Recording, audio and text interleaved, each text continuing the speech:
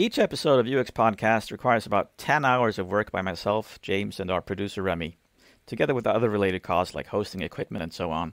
This puts the production cost of each show in excess of €1,000. So help support UX Podcast and the UX community by contributing financially to keep the show running. Visit uxpodcast.com/support and contribute as much as you can. UX Podcast episode 227.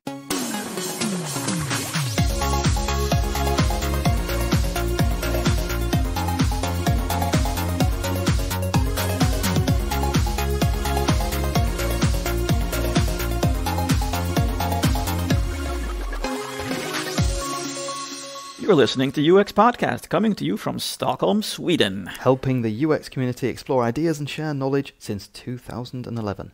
We are your hosts, Pat Axbom and James Royal Lawson, with listeners in 190 countries from Latvia to Iceland. From time to time, we bring you a repeat show. This is an episode from our extensive back catalogue, resurfacing some of the ideas and thoughts from the past that we believe are still relevant and well worth revisiting. And today, we are reposting episode 106, a show from back in 2015. This is our interview with Lori Cavallucci and Amy Silvers, where we learn all about imposter syndrome and how to deal with it. Imposter syndrome. Let us know a bit more about what made you want to do that talk at the IA Summit and what the type of responses you got from that. For me, it's something that I've grappled with for years. It's just been something I never knew what it was until I started reading about it. And I'm like, wow, that's me. There's actually something for what I've been experiencing. And Amy and I have talked a lot about it over the years.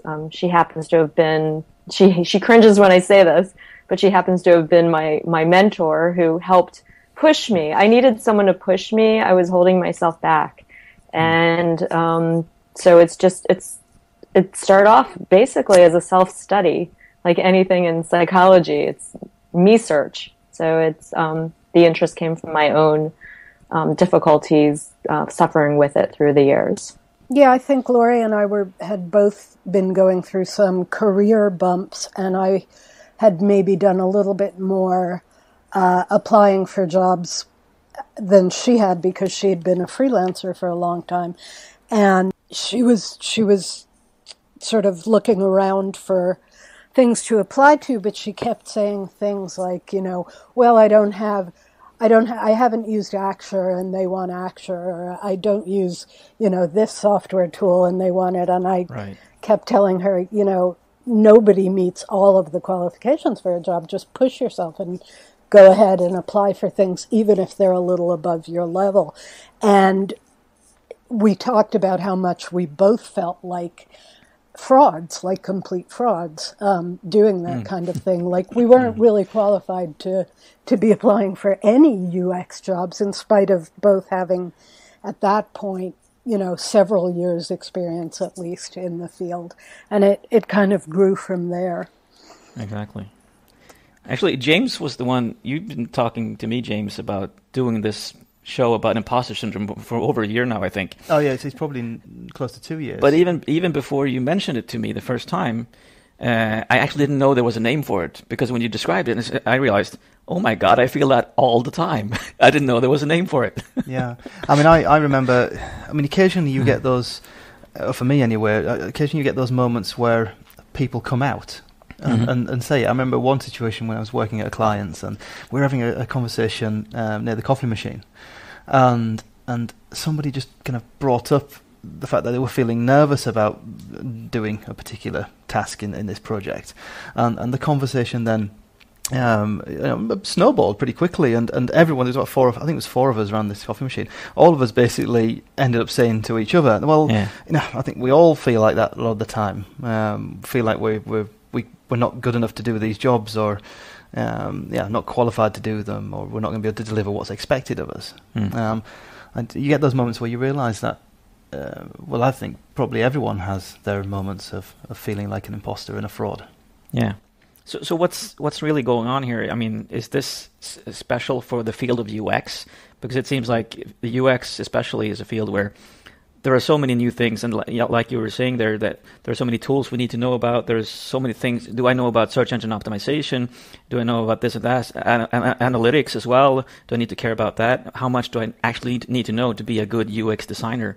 And that sort of of course, contributes to that feeling of being an imposter, not having that holistic view of just everything that you need to know about.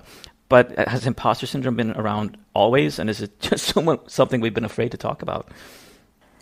Yeah, we can talk a little bit about the origin of the term. I'll let Lori cover that. And it was originally identified as a phenomenon among women in academia. PhDs, tenured professors who, at some fundamental level, just doubted that they were even intelligent, much less qualified to do the work they were doing.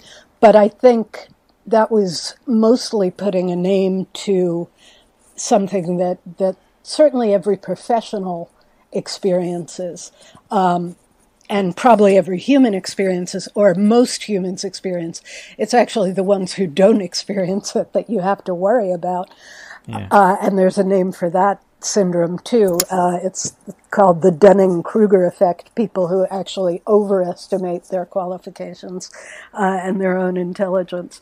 But imposter syndrome, I think, is very common among people who are high achieving. I can talk a little bit about whether it's particularly prevalent in UX and hypothesize about why. But I'll let Lori give a little of the background on the origin of the syndrome and the naming of it. It was first diagnosed in high-achieving women by two women. They realized that it's something that high-achieving women in this university were feeling, and they did the study. Now, what we know now is that it's not just women that suffer from it. It's women and men. It tends to be people who really are high achievers and have high expectations of themselves and have achieved a lot that tend to feel it the most. And this was in the late 70s, and that was the first diagnosis, and it was called imposter phenomenon. And it really was, it wasn't well known, it wasn't publicized. And I think as Amy and I were exploring this, we found so many articles. People were just starting to come out about it and talk about it because it's something that they had been feeling, and they realized that it's not just them, it's other people as well. Mm. Yeah, and we actually did a survey, a non-scientific survey, of people in the UX community, and the percentages of people who agreed with all or part of the statements that we posed about feeling like an imposter in particular situations, not only feeling like you're not qualified, but also feeling like you're going to be discovered at any minute. You're going to fall on your face, and everyone is going to figure out, what that you've been getting away with faking it all this time. And we discovered that almost everybody, it's 70 and 80% on almost all the responses agreed with the statements. And that's a huge percentage. Yeah, it was staggering. And it almost made me feel like, if everyone has imposter syndrome, how important is it? Like, is it something we should just sort of acknowledge and get on with our lives and just sort of try to ignore it as best we can? But I think there are things that we can do to actively combat it that are probably a little healthier.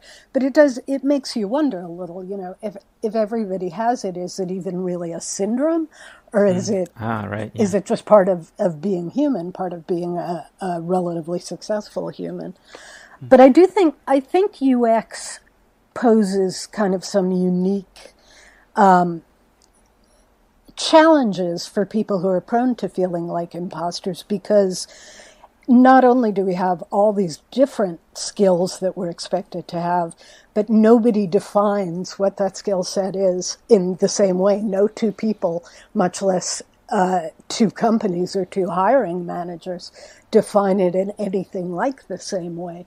And we have all these sort of standards that we're held to all the time, but the standards keep shifting and they're nebulous, and there's no way to say, like in the talk, I give the example of architecture, physical architecture.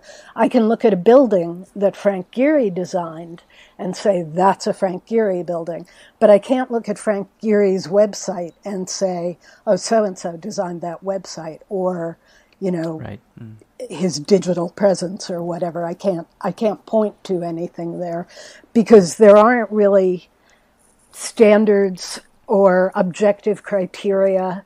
We don't share our work that actively a lot of the time, so it's just kind of nebulous and, again, shifting all the time. I remember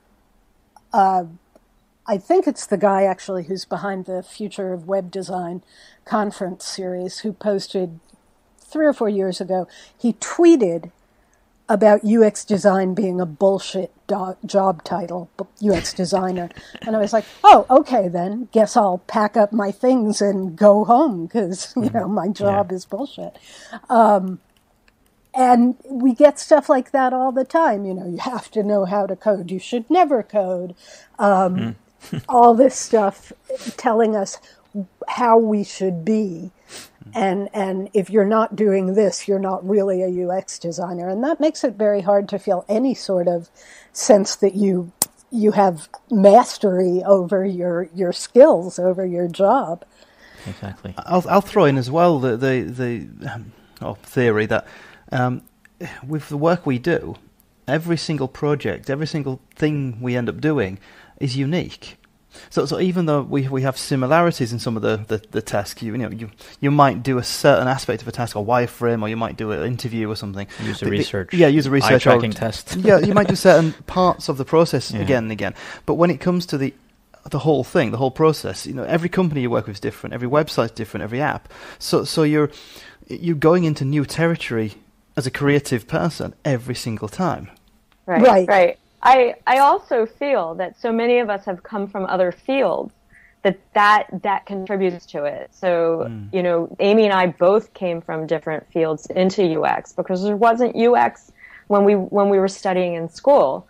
And I wonder, I think that this next generation that's coming up, there's more and more people that are starting to come into jobs where I am that have degrees in this. So I just wonder if they're going to be experiencing it to the same level that we do. And the profession will be more defined, whether it's still vague or not. I think there will have been enough people doing something resembling it for long enough that it'll be a little more accepted and a little more generalized to where people can confidently say, yes, what I'm doing is UX design. And maybe, if we're lucky, there'll be fewer people saying, oh, no, that's not UX design, this is UX design. Yeah. And maybe even management might have a better understanding of what you're doing. So the hippos and so forth higher up in the company won't be telling you, no, can't you make it blue? Yeah. Right. I also think for what I've done, I do the same work pretty much in every company. Again, there's different nuances, but my title has been different everywhere I go, but I'm still doing the same work. So I think that also contributes to it because it's right now I'm senior lead interaction designer, but I'm doing UX work and I'm in the UX department, but that's just what our title is. Before I was senior user experience designer. I've been lead IA for information architect. But again, I'm doing the same work. It's just with a different title, and I don't think that helps because it's harder for us to define who we are. The field is changing so fast all the time, and if you're doing Photoshop, you're doing it wrong. If you're not sketching with pen on paper, you're doing it wrong. Right. So you're always doing it wrong, whatever you do. Yeah. And to be honest, I actually was at a company that told me I was sketching wrong. I didn't know you could sketch bombs. Oh, excellent. Wow. They had standards for sketching. It was always my thought process. Standards for sketching. Oh, that's amazing. Needless to say, that job didn't work out very well. No, that sounds probably a good move to move on for that one. So I was listening to the No Agenda podcast, or a snippet of it, the other day, and they were talking about the self-esteem movement, which I thought coupled with this quite well. And they were talking about Little League and how everybody gets a medal as kids, even if they come in last. Everybody gets medals. I mean, it's the same in Sweden. I know when my boys play soccer, and when they are ever playing a cup or something, everybody gets medals. Oh, yeah. And they're always looking forward to it. They queue up for the medals. And so what happens is everybody thinks that they're the best because they're always getting these medals or these trophies. And so the theory then was that once you get into actually working life, you realize, oh, I'm not the best. I don't know anything. So we're not preparing our children even for getting out there into the real world. We're giving them all this self-confidence and self-esteem, which everybody thinks, yeah, that's really good. But in the end, they haven't really felt that feeling of trying to achieve and get that medal or trophy by doing really, really well. But I think when you get to a certain level that changes. I do have kids. I have 2 teen boys, a 16 and a 17-year-old. I happen to be at Junior Olympics right now with my 16-year-old. But there's been years he's had really crappy throws and just, he qualified but then didn't make it here. Or he made it, but he just didn't throw far enough to medal. And so these kids, they know, to be cliche, the agony of defeat. There was one of his teammates yesterday who's a long jumper. Every jump he fouled. He didn't even get to really compete. And so he's not going home with a medal. So I think, again, when you're in the non-competitive team sports, that they tend to give all medals, but when the other kids tend to move out of that. And it's a great lesson because they're competing with kids who are of the same ilk and quality and caliber. And so they learn that they're up against the same competition as they are. They're just as good, and they may walk away with nothing. So again, it's just, I agree. I think that we try very hard to make everybody feel good. Yeah, but we've got 2 sides to this. So you've got the feeling of confidence that you actually are capable of doing something. Then there's the flip side, or the complement to it, is that it's okay to fail. Right. Yeah. And I suppose both of those contribute to the feeling of imposter syndrome. Absolutely. You go in sort of feeling like, yeah, I can do this. I'm trained for this. I know what I'm doing. And then for whatever reason, possibly beyond your control, the project fails, or more commonly, at least for me, your designs aren't accepted. For whatever reason, you need to go back and change them. And it's not generally a personal thing. In fact, it's almost never a personal thing. But it leaves you could almost call it imposter confusion, because it leaves you in this state where you think, well, what should I be taking away from this? Should I be taking away from this that I'm incompetent, or that I'm good, but I still have more to learn? And that also contributes to that feeling of sort of, I don't know what I'm doing. I think it all kind of boils down to a pervasive sense of, I have no idea what I'm doing. For me, one of the nice things, honestly, about getting older, Lori and I are the same age. We're both in our early 50s, let's say. And for me, one of the nicest things about getting older is feeling better about not knowing everything and realizing that you don't know everything and that you're never going to know everything, and that it's okay not to know everything. But I think for younger people, it's very hard to get these kind of mixed messages. Yes, I got the medals in Little League.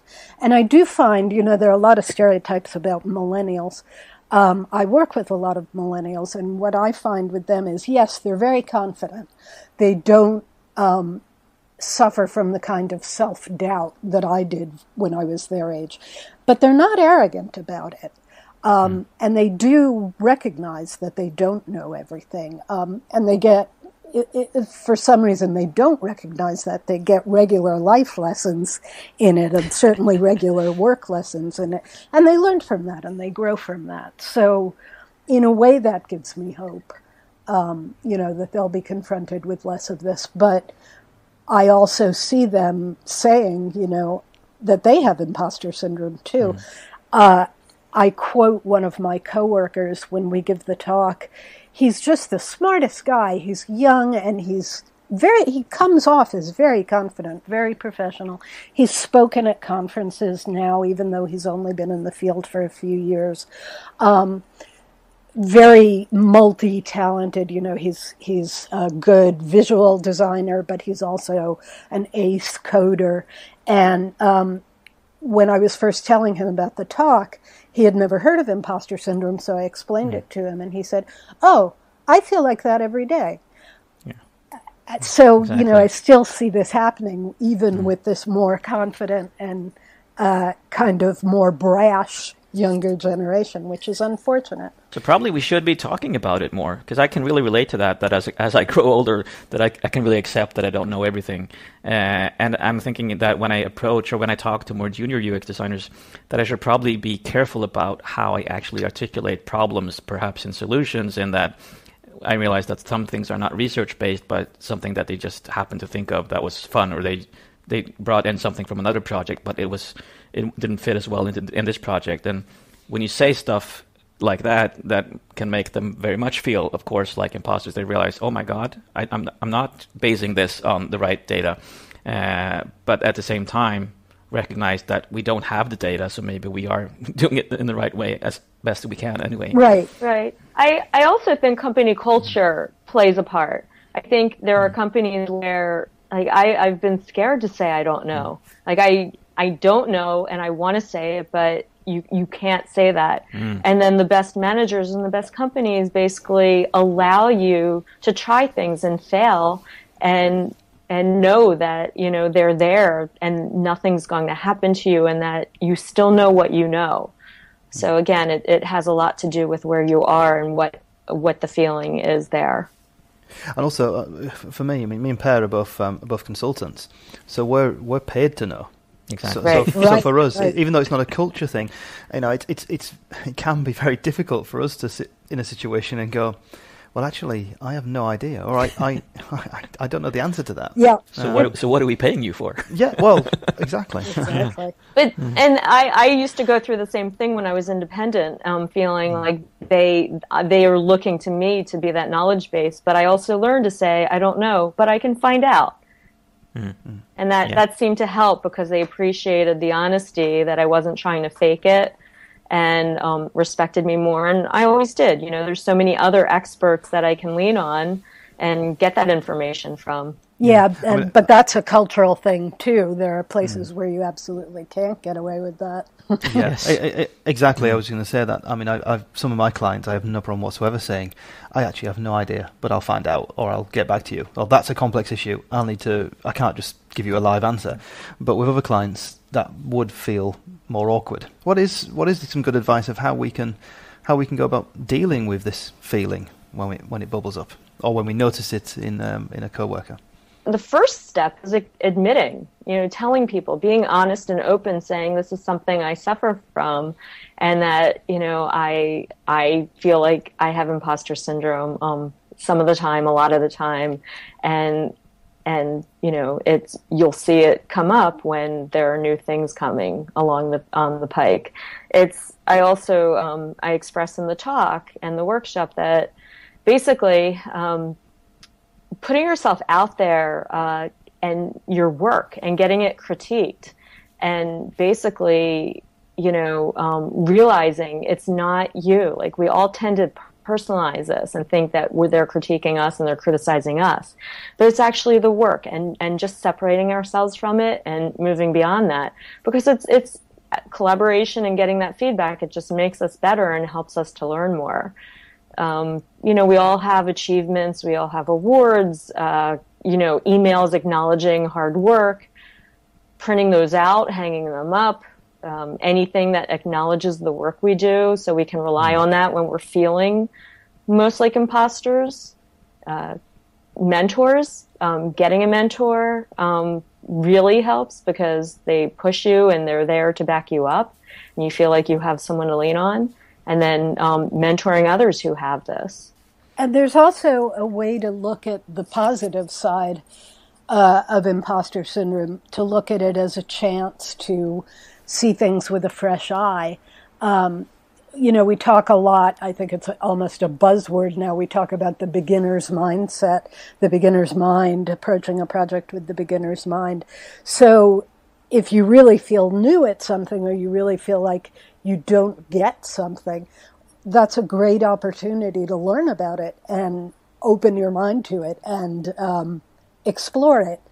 And then you have, then you've conquered that and you've got it in your tool belt for next time. It's another thing that you can add to your set of skills, your collection of skills. The fact that our work does change so much and is a little bit different on every project we do, although it can reinforce imposter syndrome, it's also one of the things that's really cool about the work we do, right? It's never boring, or very rarely boring, unlike most people's jobs. So that's a positive thing. Seriously, I think most people hate an awful lot of people hate their jobs. And most people in UX do not hate their jobs. They're doing it because they love their jobs. And because it is exciting and changing and there's always more to learn. So if you approach it that way rather than as, oh God, I don't know this, I'm an idiot, sometimes it is just a matter of kind of which recording you play in your head.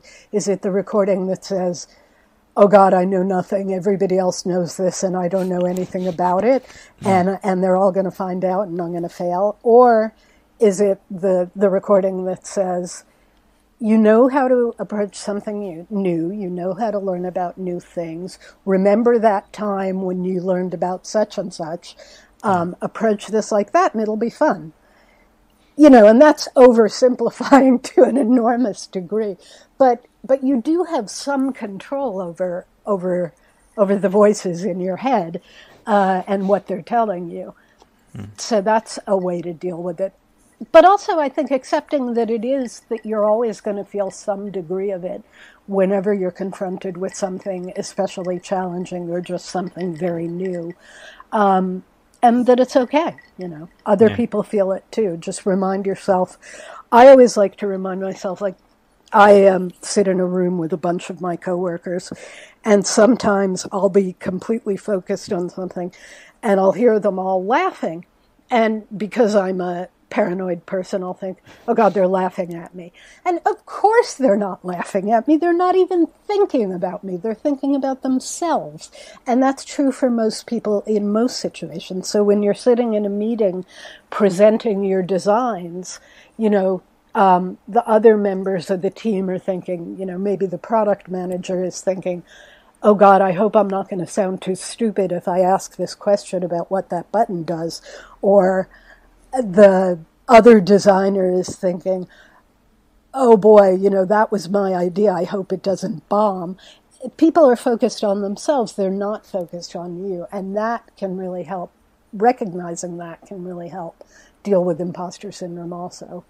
As we compare ourselves to everybody else compares themselves to people too, no matter what level they are. We all do that with everything, but I think it tends to affect us. So we have to remember that we're all human and everyone's doing the same thing.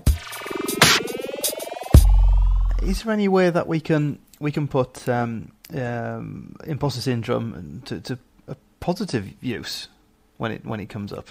So instead of just trying to fight it back and put it back in its box, can we actually spin off it and put it to some good use? There's a cycle where we achieve and it creates more feelings of imposter syndrome, so we work harder to achieve it. So it's a cycle, but it's maybe an overachiever mindset, but we all tend to work really hard.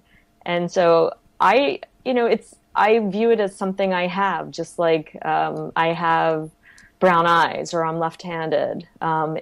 It's just something that's part of me that's never going to go away. It comes in waves. You know, there are times where I really feel like an imposter, and there's times where I'm feeling more confident. And I think that it's that way for everybody. And I also think it's a way, you know, you can use it as a way to keep yourself on your toes.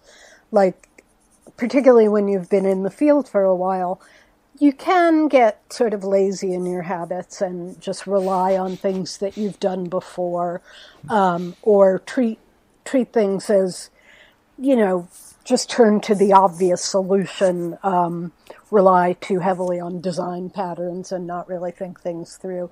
If you're a little bit humbled and you're a little bit nervous, just a little bit, not excessively, about how your work is going to be received, that keeps you fresh. It keeps you thinking. And it renews your energy for getting better at stuff, for learning more about your skills and improving your skills. So I do think that's one positive aspect. Yeah. So that's maybe why we have it. It could be, yeah. Certainly part of it. I think a lot of our listeners will feel relieved actually listening to this podcast. I certainly am. And I think it's really, I was happy to hear that more than 80% of UXers feel this way, because that makes me feel better as well. And people at the most senior levels, like people I've looked up to and learned from for years, feel it absolutely. Which is, there is something very comforting about that. Yeah. And reassuring.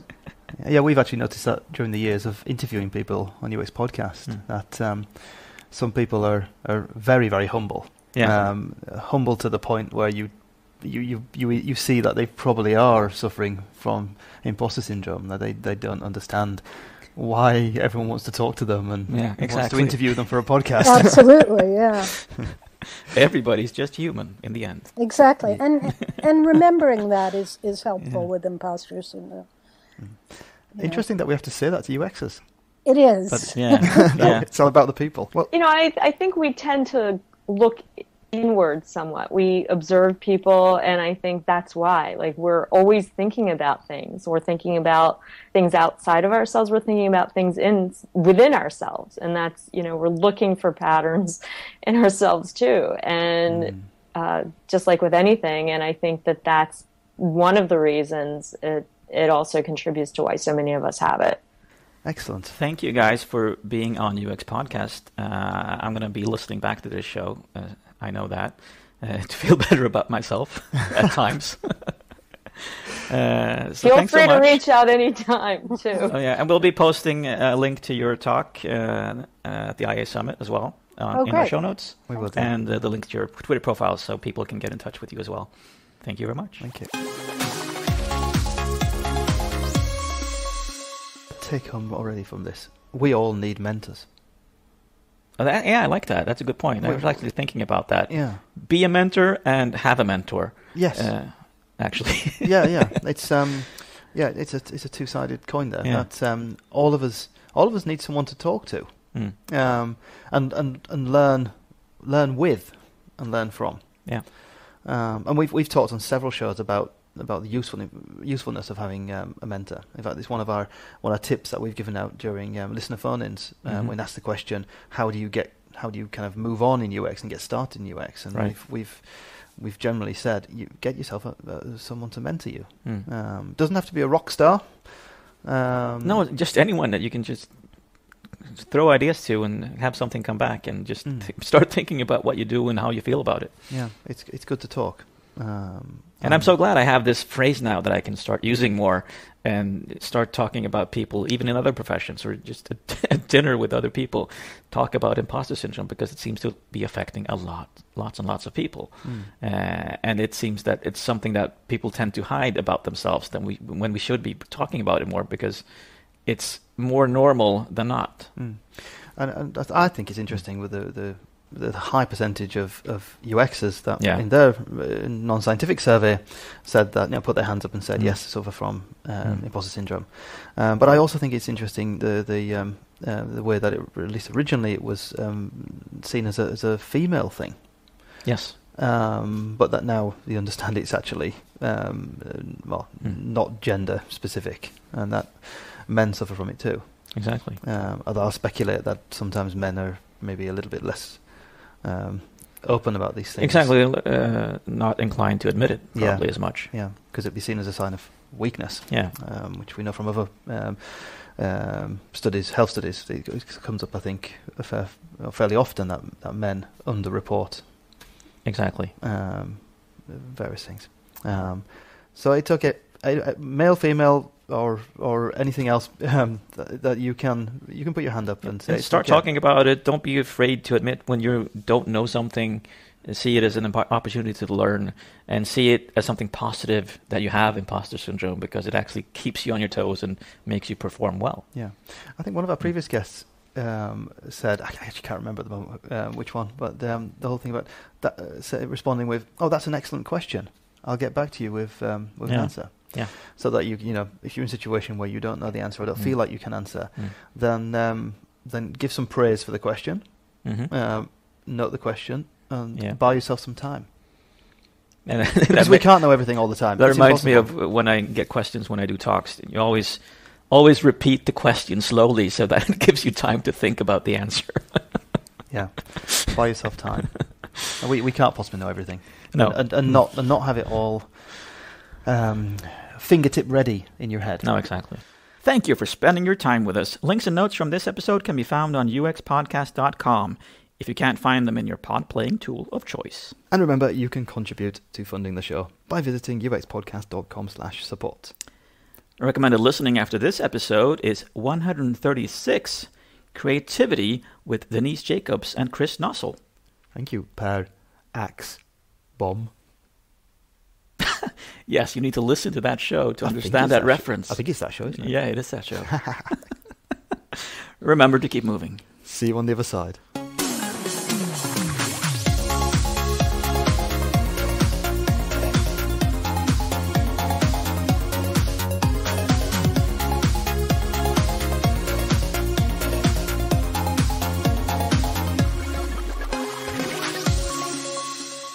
What do you call a fake noodle?